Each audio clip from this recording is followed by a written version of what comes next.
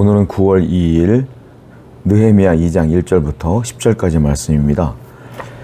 아닥사스다 왕체의 20년 니산월에 왕 앞에 포도주가 있기로 내가 그 포도주를 왕에게 드렸는데 이전에는 내가 왕 앞에서 수심이 없었더니 왕이 내게 이르시되 네가 병이 없거늘 어찌하여 얼굴에 수심이 있느냐 이는 필연 네 마음에 근심이 있음이로다 하더라. 그때 내가 크게 두려워하여. 자, 느헤미야는 아닥사스다 왕 신하입니다.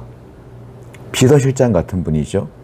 근데 그분이 여기 주일날 보면 일장이 이제 나와 있는데 본문으로 일장에 보면 동생으로부터 예루살렘이 황폐해졌다는 얘기를 들어요. 그래서 이 느헤미야는 굉장히 괴로운 심정을 갖고 있습니다. 나라가 망했다는 소식, 황폐했다는 소식을 듣고 마음이 근심이 있는 거예요.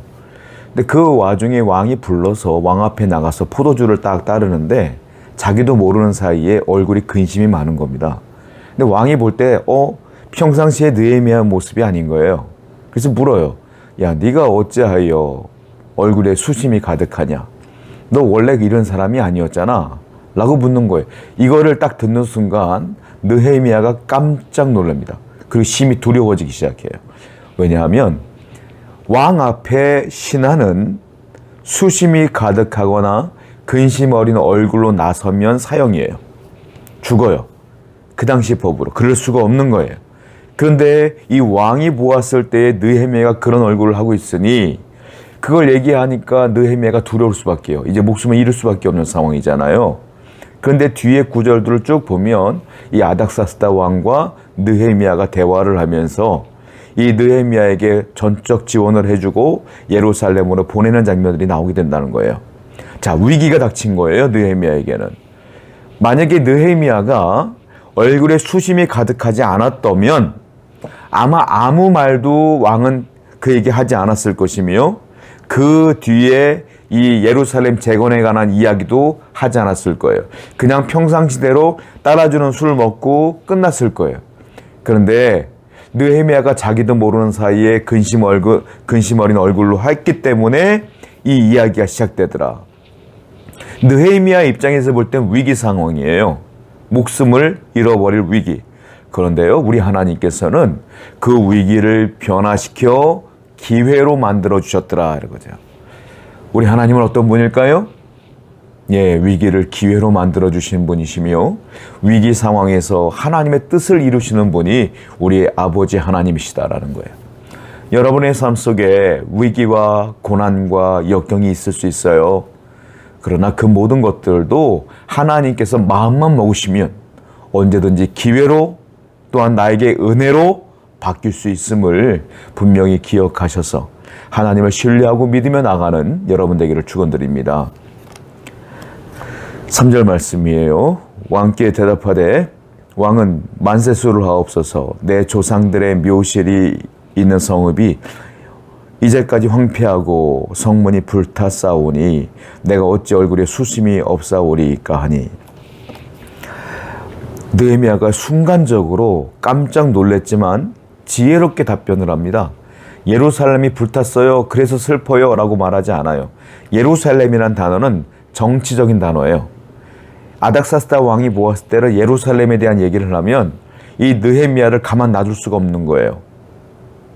그런데 하나님께서 그에게 지혜를 주심으로 그가 무슨 말을 하냐면 내 조상의 묘실이 불탔습니다. 예루살렘이라고 하는 나라를 얘기하는 것이 아니라 그 나라 속에 있는 자기의 조상의 묘실이 불타서 내가 근심하고 있어요 라고 말하면서 이 공식적이고 정치적인 이야기를 다분히 사적인 이야기로 바꿔서 얘기를 하더라라는 거예요. 얼마나 지혜로운지 몰라요. 그래서 아닥사스다 왕은 자기도 조상을 모시는 입장에서 볼 때 이건 큰일인 거예요. 그래서 느헤미야와 대화를 이어가는 것들을 보게 된다는 겁니다. 얼마나 지혜로운지 몰라요. 성도 여러분, 우리는요, 말 한마디 한마디도 지혜롭게 얘기를 해야 돼요. 이 지혜는 사람의 능력으로 나오는 것이 아니라 하나님의 능력으로 나오는 거예요. 그러니까 항상 주님과 동행하는 삶을 사는 분들에게 동행이 뭘까요? 늘 가까이 있는 거 아닙니까? 하나님과 가까이 하려면 방법이 많지가 않아요. 뭐겠어요? 매일 기도하고, 매일 말씀을 듣고, 묵상하고, 읽고, 그리고 순종하며 살며, 예배하며 살며, 이러한 영적인 삶이 지속되어지고 매일매일 계속되어질 때에 하나님은 우리와 동행하신다는 거예요. 그 하나님께서 이런 위기와 어려움을 만날 때 우리에게 뭘 주냐? 지혜를 주신다. 그렇습니다. 매일 하나님과 동행하시는 여러분 되기를 축원드립니다. 4절이에요. 왕이 내게 이르시되 그러면 내가 무엇을 원하느냐 하시기로 내가 곧 하늘의 하나님께 묵도하고 왕에게 아뢰되 왕이 만일 좋게 여기시고 종의 왕의 목전에서 은혜를 얻었사오면 나를 유다 땅 나의 조상들의 묘실이 있는 성읍에 보내어 그 성을 건축하게 하옵소서 하였는데 왕이 물어요. 야, 네 조상의 묘실이 불탔으면 얼마나 슬프겠니? 그럼 내가 너를 위해서 어떻게 해줄까? 이렇게 왕이 물었어요. 느헤미야를 사랑했기 때문에 이것이 가능했겠죠. 느헤미야가 얘기를 합니다. 그런데요, 놀라운 일이 벌어져요. 왕이 그런 질문을 딱 하면 바로 대답을 해야 돼요. 즉답을 해야 돼요. 고민하면 안 돼요. 그런데 그 아주 짧은 시간에 대답부터 하는 것이 아니라 느헤미야가 뭘 합니까? 이렇게 보니까 곧 하늘의 하나님께 묵도하고 눈을 뜬 상태에서 왕을 쳐다보면서 속으로 기도하는 거예요. 하나님, 무슨 말을 할까요? 딱 한마디 하니까 기도하는 거예요. 그렇지만 이 짧은 한마디가 강렬한 기도고, 이 짧은 한마디가 아주 파워풀한 기도예요. 하나님께 조용히 물었겠죠. 그때 하나님께서 바로 지혜와 능력과 은혜와 할 말을 그 짧은 타이밍에 그에게 머리에 심어주시더라 라는 겁니다. 그리고 그게 말하죠. 왕이시여, 제가 왕께 은혜를 입었습니다. 그리고 제가 충성을 다했습니다.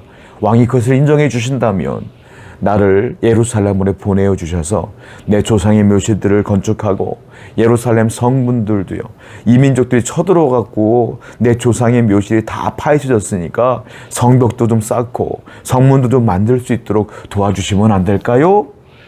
하나님께서 주시는 지혜로 말한 거예요.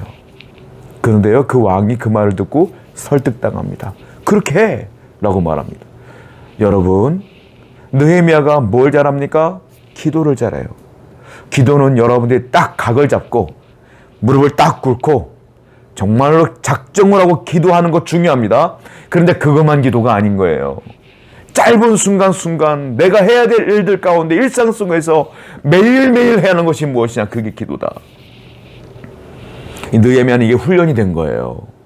매일매일 짧은 순간순간마다 하는 훈련이 된 거예요. 그러니까 왕이 물었을 때 바로 묵도하고 대답하는 느헤미야의 모습을 볼 수 있어요. 이것은 평상시에 기도하지 않으면 이러한 기도의 능력이 나올 수가 없는 거예요.